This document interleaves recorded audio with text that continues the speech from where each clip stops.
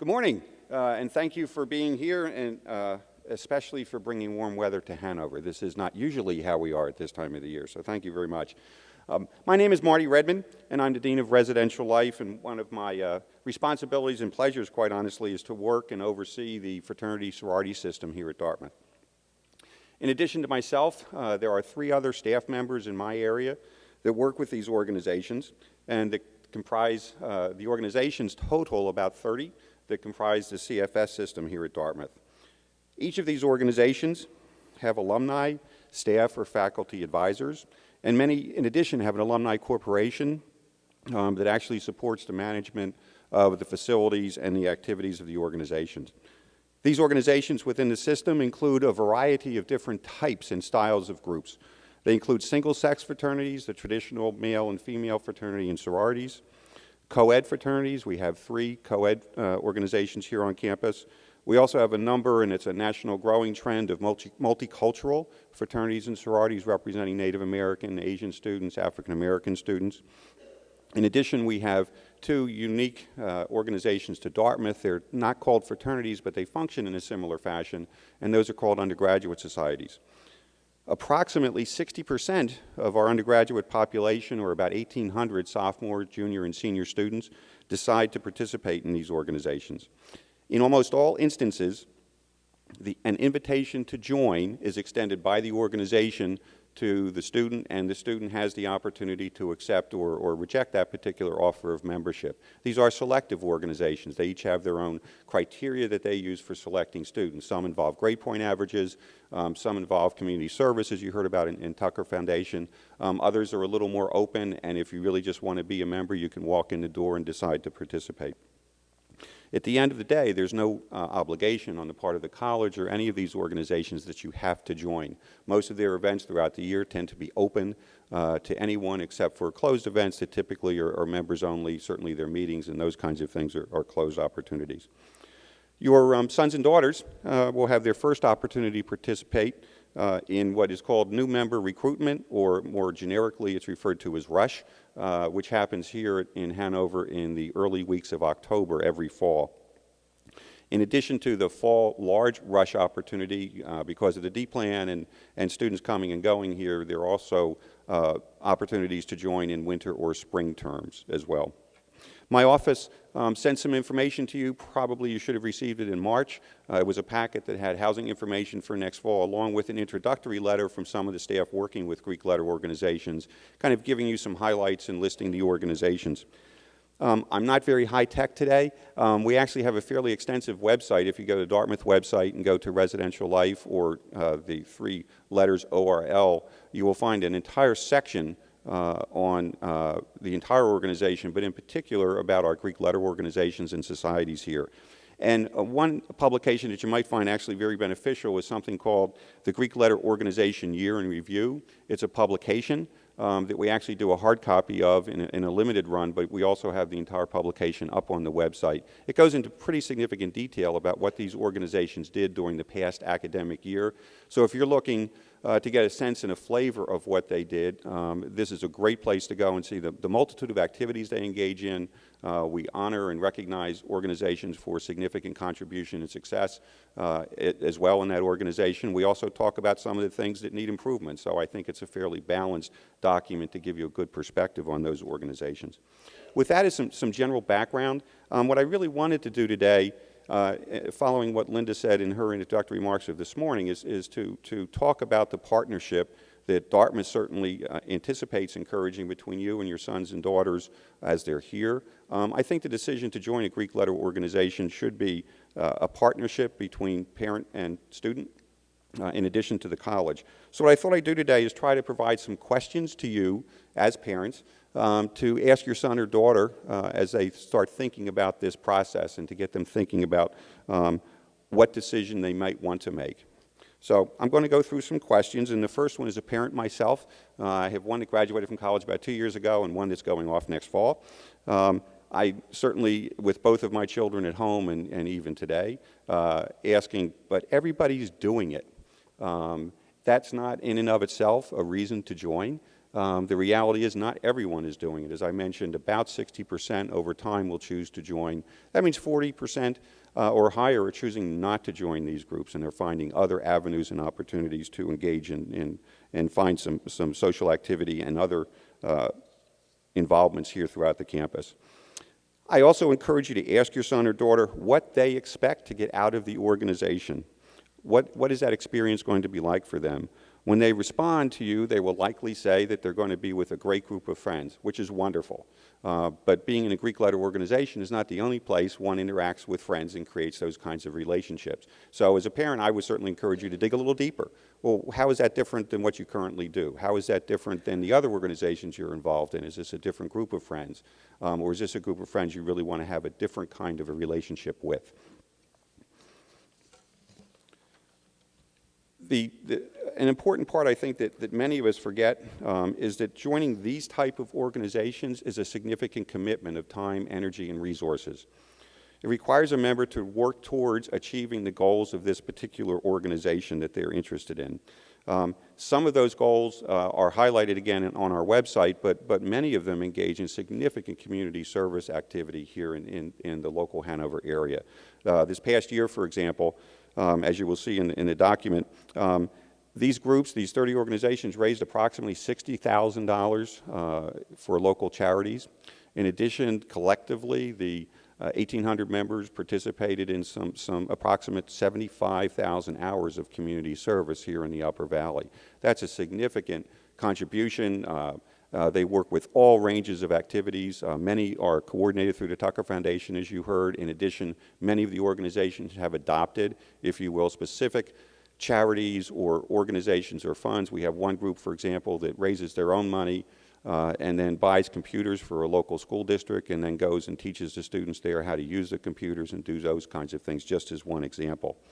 But it is a commitment. Here the members are expected to be an active scholar. This is intended to be in conjunction with and enhance the academic experience, not to conflict with it. We hope that they will experience leadership opportunities both within the organization and across campus, that they will engage in service, that they'll embrace diversity in all that means, that they will create a caring relationship for the other members of the organization and assist them as they go through life's struggles. And they, in addition, certainly are held accountable for what they choose to do or not to do as an individual and as an organization. I would also ask you to ask them what they will contribute. To the best of my knowledge in my 30 years in higher ed, these are the only organizations typically on a college campus that expect a lifelong membership. Unlike being a member of the basketball team where you get the opportunity to play for 4 years in college and competitively compete with other institutions, once you've finished your 4 years, you hang up your jersey for the most part in that kind of competitive world and move on. These organizations are very different. The expectation when you join is you're making a lifelong commitment to be part of this particular group. So that as an alumni member, you are expected to re-engage with the organization over time to help the new members, the undergraduate students who are now active members, to contribute to the overall goals and mission of the organization. So I think it's important for you to engage in conversations with your sons or daughters about this isn't just a 3-year commitment on their part. It really is, are they interested in making that longer-term commitment? Ask them about time. My Lord, Dartmouth students are busy, as you probably know from your sons or daughters already. They're actively engaged and passionate about everything. This does require time. These groups have meetings. There is an expectation that you will be a participating member of the organization. So engaging in a conversation around, gee, you're involved in this activity, you might be involved in the outdoor programs, events, you might be a member of the chess club, you might be playing a varsity sport. How is this particular organization and time commitment going to fit in with your schedule here and not interfere with the other things that you want to do? It also may be very well that they will respond that this actually will fit in very well and it actually enhances my ability to do those things depending which organization they're talking about. To leave you with this kind of catchphrase in that regard, certainly none of these organizations want members in name only. In order for these organizations to function, they really do work with the alumni, and there's an expectation that these students will participate. As an example, yesterday, as a matter of fact, I was on a conference call with 3 alumni who are in various parts of the country, and 2 of the fraternity members, undergraduates, were sitting in my office as part of the conference call. The organization is engaging in spending approximately $1.5 million renovating their existing facility. And the students are actively engaged in both a fundraising campaign for that as well as the design efforts that are ongoing, which is what our conversation was about yesterday. And so there's lots of opportunities for the students to do different things within the organizations, but there is an expectation that they will be an active member and not just be there. It's important, I think, especially in these economic times, to ask about the finances. These organizations are not funded through the student activity fee that's already paid for as part of the tuition room and board process here. So there's an additional cost to join one of these organizations. There are also distinctions within the organizations that impact costs. Some of our organizations are national organizations. In my undergraduate days, not at Dartmouth, I attended another institution. I remember Phi Delta Theta Fraternity. It's an international organization. Actually, we have about 200 chapters around the world. As part of a national organization regarding the finances, your son or daughter will have to pay a fee to the national, in addition to whatever the local chapter is asking to support their own activities. The benefit, in some sense, to the national, there are many, but 2 that certainly always strike me as positive in terms of what do I get for my money, are, 1, most of the national organizations have educational foundations that offer scholarships for both undergraduate and graduate study. I know from my own experience in my national that many students choose not to apply for those. So there is a lot of unspent money on an annual basis in these organizations that they offer for scholarship for graduate and undergraduate study. That's an advantage. The other one is that it takes the experience beyond the Hanover plane and moves it into a national or international opportunity for your son or daughter. They get to experience from other students what they may be doing out in the Midwest or in California within the same group. These organizations typically have national meetings at least once a year and regional meetings where they get to engage with other students and alumni who have been through similar experiences or trying to address similar issues or are trying to find new and creative ways to meet their particular goals and objectives. So that's the advantage in some sense that outweighs the cost. The cost typically here, there is no one fee fits all. Each organization has its own priorities and desires. So the cost typically, to give you a sense, would range between somewhere in the neighborhood of about $200 per term, or for the normal 3 active terms of an undergraduate year, that would translate to $600 to a high point of about $1,200 for those same 3 terms, or $400 a term. I would ask your son or daughter, what are the members of the group like? Who are they? Do they represent a larger cross-section of the institution? There's no requirement that they do, but certainly as they're exploring this, is it a mixed group of people of different backgrounds, different likes, different interests on campus? Are there some leaders, some athletes, some students who may be academic honor and award winners? Or is it really a group that's composed of a more homogeneous group?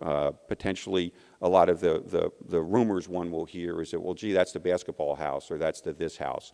Nothing wrong with that, but I think it's a topic worth exploring with your son or daughter, again, as they're trying to define what they would like this experience to be about if, in fact, they're moving in that direction. It would be certainly terrible of me not to say, at their core, these are social organizations. They are not fundamentally community service or business honor organizations. They are social by their very nature. Therefore, they offer events with alcohol. They also offer many events without alcohol. I think you and your son and daughter need to describe for each other how comfortable you feel with them being a member of an organization that may or may not sponsor events with alcohol, how you feel about their own drinking behavior, whether they're of age or not, and should understand in that context, especially if they're a non-drinker, or if they are, how my social dues are going to be used within this organization to meet my particular social needs. What kind of activities and events do they offer? Is there a wide variety of things that will provide a really different opportunities and experiences for me as a member, or is it really single focused on one particular type of activity? All students, generally speaking, here, whether they're members of the organization or not, get to participate in their social events. So not being a member does not mean that you're not going to have that kind of social experience at Dartmouth if that's what you desire. It's interesting to note, I get a chance every year to see the survey that your sons and daughters complete during orientation. So we get them while they think they have to fill out everything that they're supposed to fill out and don't know any better yet. I've been here about 10 years. It's amazing the percentage of students who respond to this question over that 10-year period has ranged within 3 percentage points. The percentage responding to this question typically has been in the 70 to 75% range over that 10-year period of time. And the question is, in the 2 weeks prior to coming to college, have you had 5 or more beers in one setting? 75% respond yes.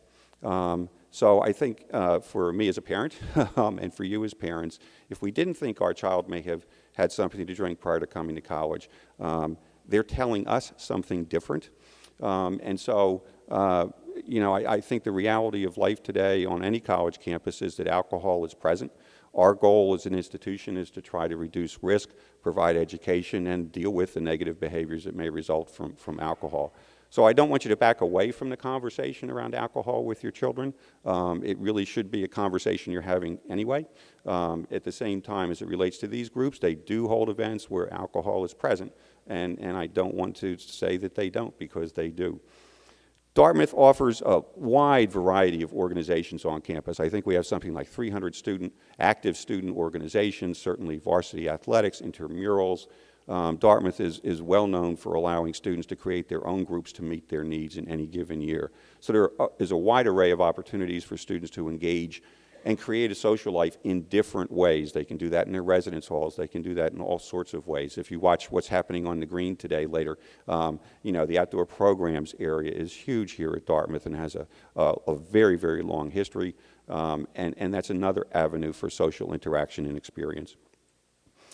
I want to, as I'm summarizing here, I kind of wanted to remind you that these organizations are not for everyone. There is no shame, guilt, nor should there be if a student decides not to join.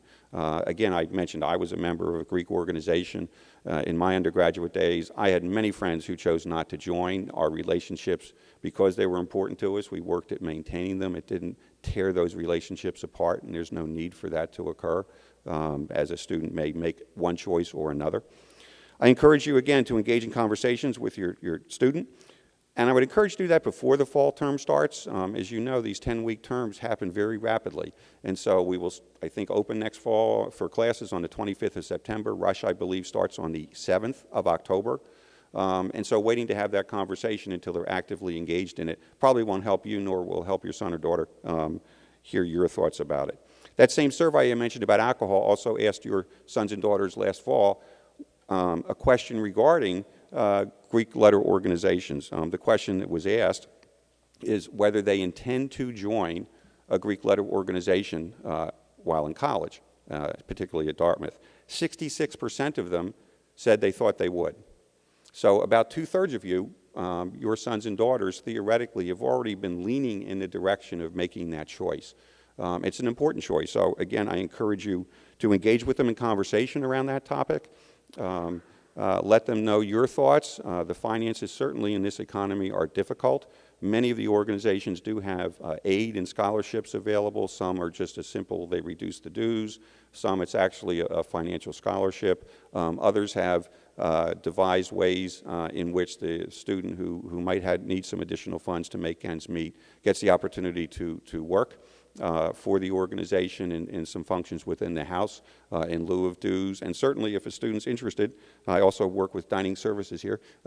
We're happy to hire any student who wants to work. We start at about $8 an hour.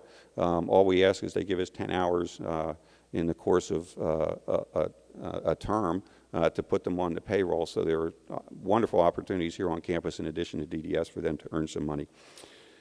I think it's a great opportunity for students. I think many truly value this experience as one of the highlights of their undergraduate career, both at Dartmouth and at other institutions across the country. At the same time, I think it needs to be the right choice for you, for your son and daughter, to engage in this particular process. They don't have to join in the fall. They can choose to wait and get a longer look at the landscape, if you will. We have two brand new organizations, more than likely, that will be starting in the fall. We have a fraternity restarting in the fall that had been here for a period of time, and it's likely we'll have a new sorority coming in the fall. I'm optimistic that we'll have a new Native American fraternity starting here in the fall. We just met with their national representatives a couple of weeks ago, and they're very interested in joining the Dartmouth community here, but they have not yet made that decision. So with that, I'm going to leave you. I know sometimes, having done this conversation before, there are specific questions you may have. So not to distract you from my colleague who will be following me, but I'll wait out in the lobby for a little bit if any of you have some specific questions that you would want to come out and ask. Thank you very much for your time. Appreciate it.